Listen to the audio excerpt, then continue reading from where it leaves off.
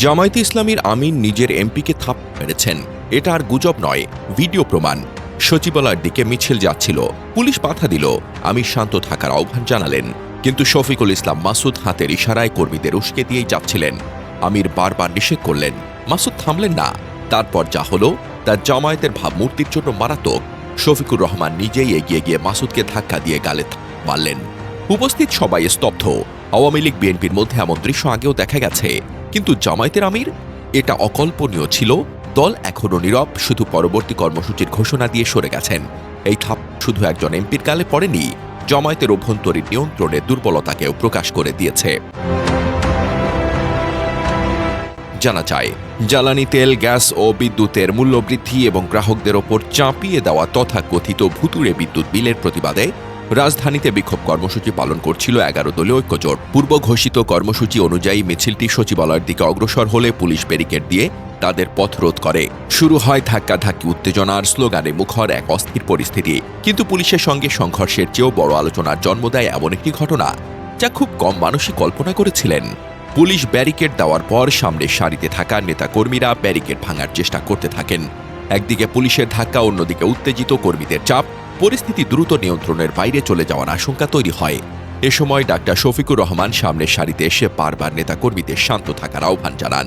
তিনি হাত তুলে পেছনে সরে যেতে এবং কর্মসূচিকে শান্তিপূর্ণ রাখার নির্দেশ দেন। কিন্তু ঘটনাস্থলে থাকা বিভিন্ন ভিডিওতে দেখা যায়, ঠিক সেই সময় সামনের সারিতে অবস্থান করা ডাক্তার শফিকুল ইসলাম মাসুদ নেতাকর্মীদের উদ্দেশ্যে হাতের ইশারা করতে থাকেন।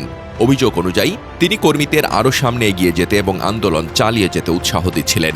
আমির কয়েকবার তাকে থামতে ইশারা করেন, কিন্তু উত্তেজনার মধ্যে সেই নির্দেশ কার্যকর হয়নি।